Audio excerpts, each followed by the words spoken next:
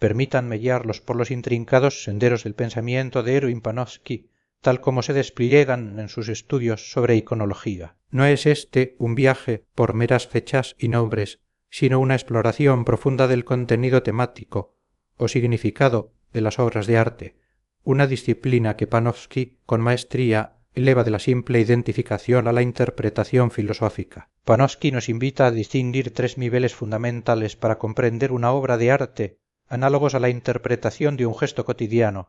1. El significado primario o natural. Descripción preiconográfica es lo que percibimos de inmediato. Se subdivide en fáctico, la identificación de formas, puras líneas, colores, volúmenes como objetos naturales, hombres, animales, casas y sus relaciones como acciones, un hombre levantando el sombrero. Nuestra experiencia práctica nos permite reconocerlos, expresivo los matices psicológicos o emocionales que inferimos el humor del hombre, la atmósfera de un interior. Requiere una empatía basada en nuestra familiaridad cotidiana con las acciones. Este nivel se controla con la historia del estilo, que nos enseña cómo, en diferentes épocas, los objetos y acciones han sido representados por las formas, como el niño flotante de van der Weyden, que es una aparición en un contexto realista, a diferencia de una ciudad flotante en una miniatura otoniana, donde el espacio era abstracto. 2. El significado secundario o convencional. Análisis iconográfico en sentido estricto. Aquí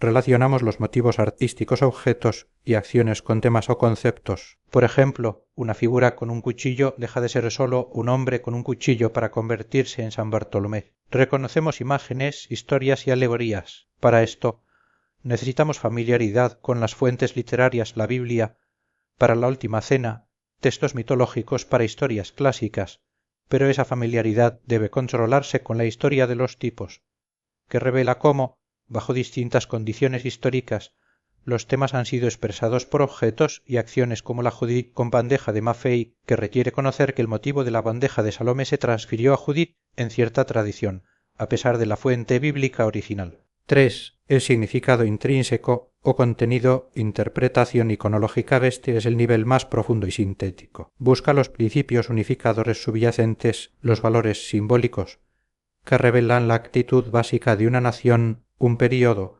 una filosofía o una personalidad, manifestados en las formas, motivos y significados iconográficos. A menudo, el propio artista no es consciente de ellos. Para esta intuición sintética, que trasciende la simple erudición, es vital la historia de los síntomas culturales o símbolos en general, comparando la obra de arte con otros documentos de la civilización, políticos, poéticos, religiosos, filosóficos, para comprender cómo las tendencias esenciales de la mente humana se expresan a través de temas y conceptos específicos. Panofsky nos recuerda que estos tres niveles no son compartimentos estancos, sino aspectos interconectados de un único fenómeno, la obra de arte. El Renacimiento y la Antigüedad clásica, una reintegración creadora. Al aplicar esta metodología al Renacimiento, Panofsky se centra en el renacer de la Antigüedad. La Edad Media no fue ciega a lo clásico, pero tendió a separar motivos y temas. Usaba motivos clásicos para temas cristianos, un Hércules para Cristo, y temas clásicos se representaban con figuras y ambientes medievales, un Laoconte gótico. Esto se debía, en parte, a la distinción entre tradición figurativa y textual. Los artistas medievales copiaban modelos visuales con motivos clásicos, pero con significados cristianos, mientras que al ilustrar textos clásicos los traducían a su propio contexto gótico. El Renacimiento, en cambio, se caracterizó por la reintegración de los temas clásicos con sus motivos originales. No fue una simple vuelta al pasado, sino un proceso humanístico y humano, una nueva actitud que concibió la antigüedad como un fenómeno histórico coherente, no como una mera fuente de maravillas o información. La civilización clásica, para la mente medieval, estaba o demasiado cerca a continuidad del imperio o demasiado lejos abismo pagano cristiano para ser vista con distancia histórica. El Renacimiento superó esta limitación, dando lugar a una pseudomorfosis y figuras renacentistas con significado nuevo,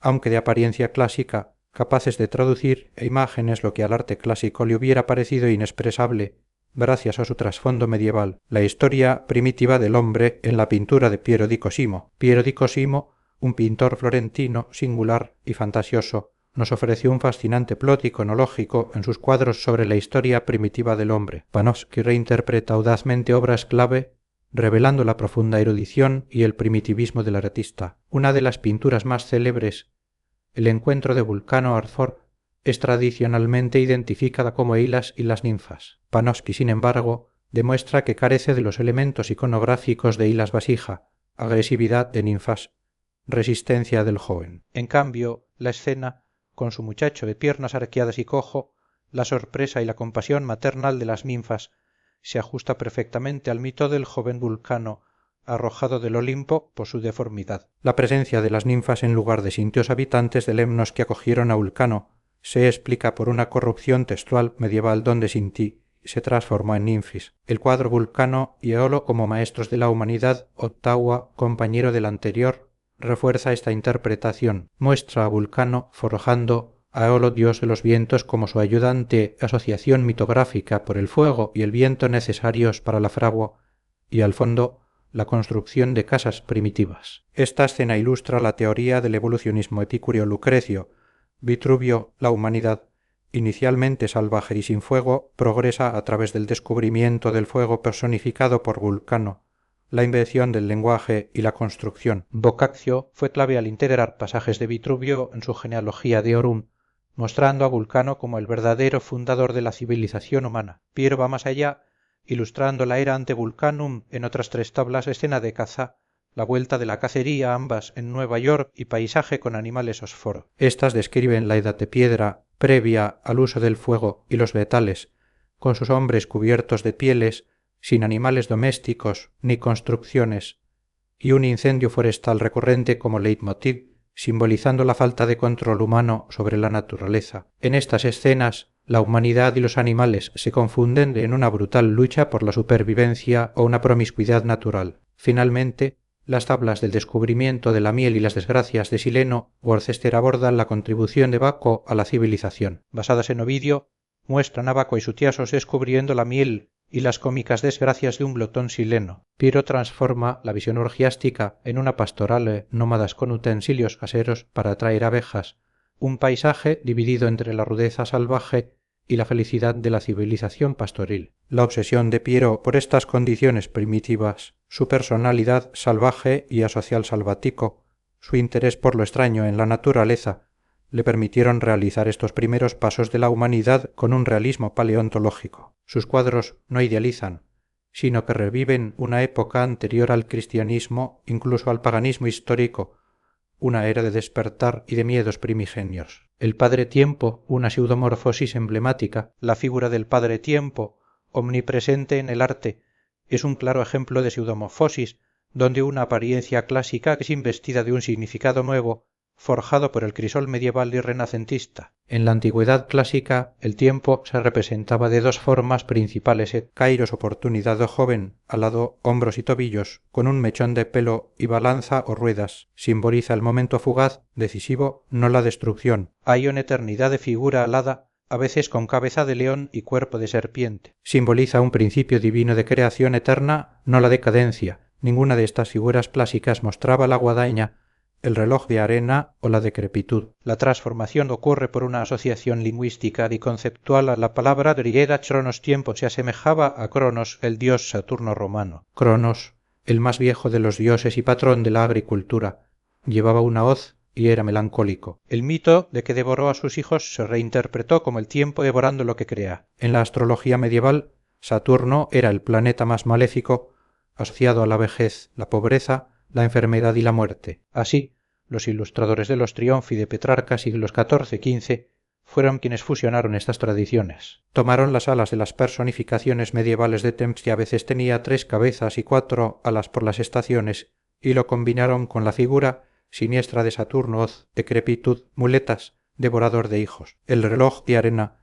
un nuevo atributo que aparece en este ciclo, selló la identidad. Así nació el Padre Tiempo que conocemos, mitad clásico, mitad medieval, una mezcla de principio abstracto y demonio destructor. En el arte del Renacimiento y Barroco, el Padre Tiempo asume varias funciones. El destructor, o como el caníbal Saturno, se fusiona con la muerte, devorando y arruinando todo, simbolizado por paisajes desolados y ruinas. El revelador, o veritas filia temporis, la verdad, hija del tiempo. Panofsky analiza el tapiz de Bronzino, la inocencia, donde el tiempo alado desvela a una figura de la verdad y la alegoría de la lujuria de la National Gallery, donde el tiempo y la verdad revelan los vicios. Principio cósmico universal, Posin lo representa en Faetonte ante Helios o il Vaio della vita humana, donde el tiempo rige el ciclo inmutable de la existencia humana. La figura del padre tiempo demuestra cómo la intervención de elementos medievales en una imagen de apariencia clásica creó una riqueza y complejidad simbólica que el arte antiguo nunca expresó. Cúpido el ciego de la pasión pura a la ceguera moral. La ceguera de Cupido, tan familiar hoy, es otra fascinante pseudomorfosis forjada en la Edad Media. El Cupido clásico nunca fue ciego en el arte, y rara vez en la literatura, donde amor ciego era una metáfora de la pasión descontrolada, no una característica física. El Cupido clásico, un niño alado con arco y flechas o antorcha, persistió en algunas obras bizantinas y carolingias. Sin embargo, en la Edad Media surgieron dos interpretaciones contrastantes. El amour poétique idealistan los trovadores. El Roman de la Rose y Dante concibieron el amor como un bello adolescente principesco, siempre evidente, porque la vista era el sentido por el cual el alma captaba la belleza, origen del amor noble. Poetas como Petrarca insistieron en la vista muy clara de amor. El Cupido mitográfico moralizante basado en Propercio se interpretó la imagen del Cupido parano de forma alegórica negativa ni igual insensatez, alas igual inestabilidad, flechas igual heridas. Los moralistas medievales añadieron la desnudez igual el impudor y crucialmente la ceguera. A principios del siglo XIII, Tomás Imbón Cerclaire describe amor como ciego y ciego a los demás. Esta ceguera se asocia con el mal, la ignorancia, la falta de juicio. Se representaba ciega a la noche, la sinagoga, la infidelidad, la muerte e incluso la fortuna clásica, fortuna caeca. Cupido ciego se unió a esta compañía simbolizando una fuerza activa que golpea al azar. La Dante Aus, Habebles del siglo XV muestra amor, fortuna y muerte como poderes ciegos que dominan a la humanidad. En Italia, el Cupido mitográfico se transformó en un pequeño monstruo desnudo, alado, con garras como el diablo, la muerte, y los ojos vendados como en la castidad de Giotto en Asís. El humanista Francesco Barberino, en sus Documenti de Amorecer, 1318, intentó reinterpretar positivamente este Cupido monstruoso como amor divino, pero su descripción invertida revela las características originales del Cupido con garras. Finalmente, el Renacimiento, al humanizar y quitarle las garras, lo devolvió a su apariencia clásica de puera latus, pero conservando la venda. Esta venda a menudo perdió su significado original usándose casi arbitrariamente. Sin embargo, los literatos y artistas más cultos mantuvieron viva la distinción. El Cupido ciego representaba el amor sensual, profano o irracional, mientras el Cupido vidente encarnaba el amor espiritual, platónico o matrimonial. Ejemplos incluyen la rivalidad entre Eros ciego y Anteros vidente, virtud o Cranach el viejo,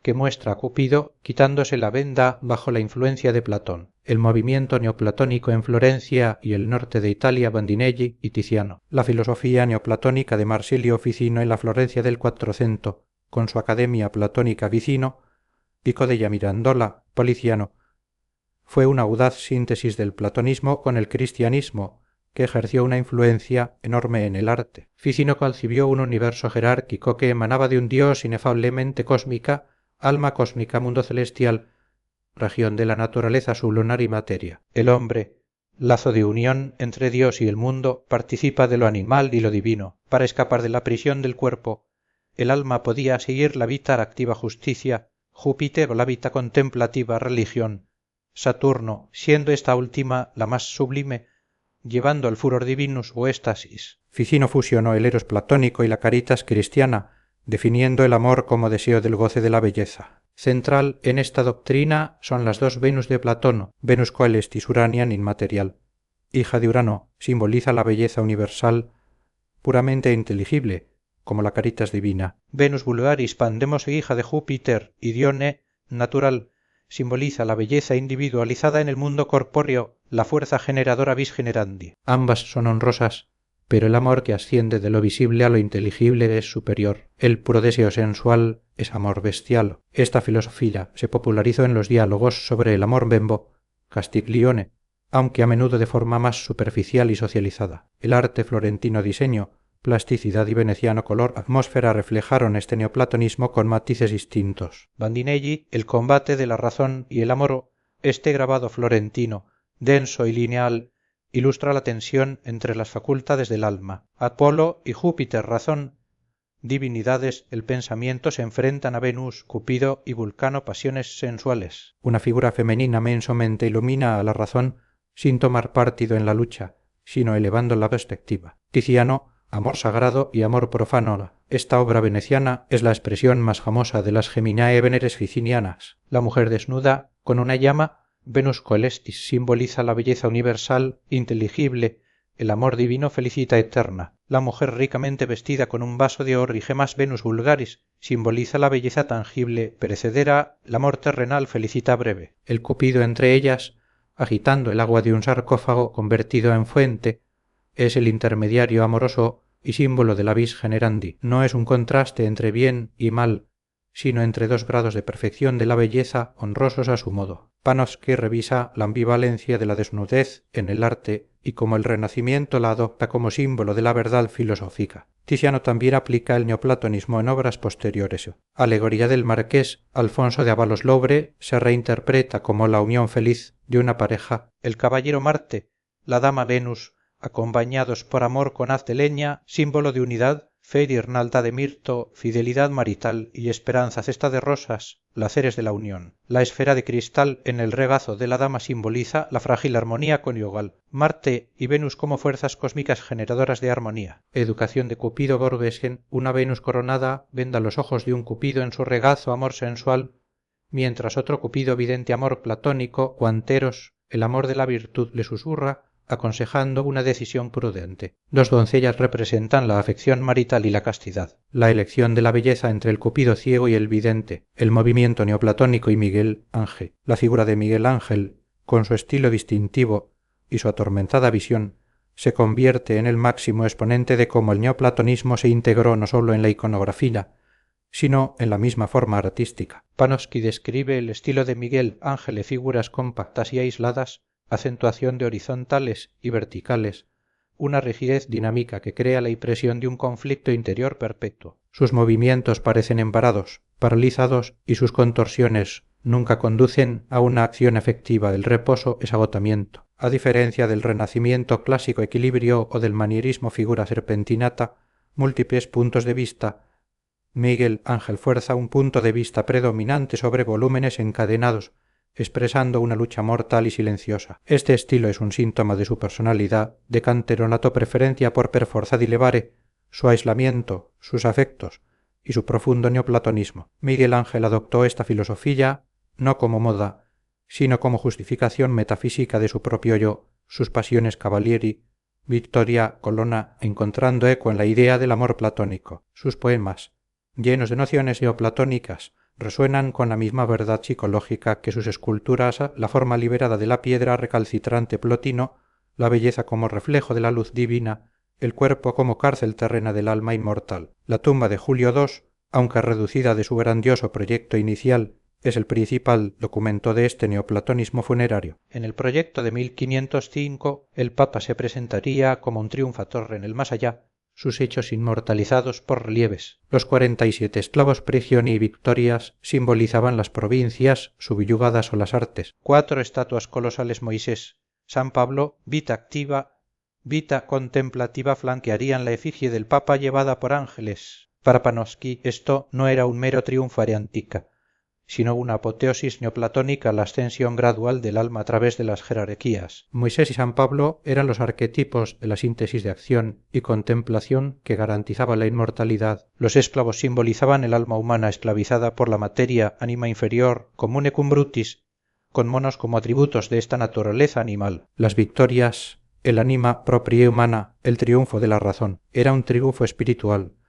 una armonía entre Moisés y Platón, que con las reducciones posteriores del proyecto adición de la Virgen y santos se transformó en un monumento de la Contrarreforma. La Capilla Médicis inconclusa profundiza estas ideas. Las tumbas de Giuliano y Lorenzo de Médicis flanquean una Madonna de Médicis, salvación cristiana. Bajo los sarcófagos se planearon los dioses ríos, identificados con los 4 ríos de la de Saqueronte, Estigio, Flegetón, Cocito, simbolizando el mundo subterráneo o reino de la materia, fuente de males que esclavizan al alma. Sobre ellos, los 4 periodos del día, aurora, día, tarde, noche representan el mundo terrestre, la región de la naturaleza sujeta al tiempo y al sufrimiento. Estas figuras, con su pesar profundo e inagotable y sus ojos sin cerrar, ilustran las perturbadoras influencias de los cuatro elementos y humores. Giuliano y Lorenzo, sentados sobre estas alegorías, no son retratos,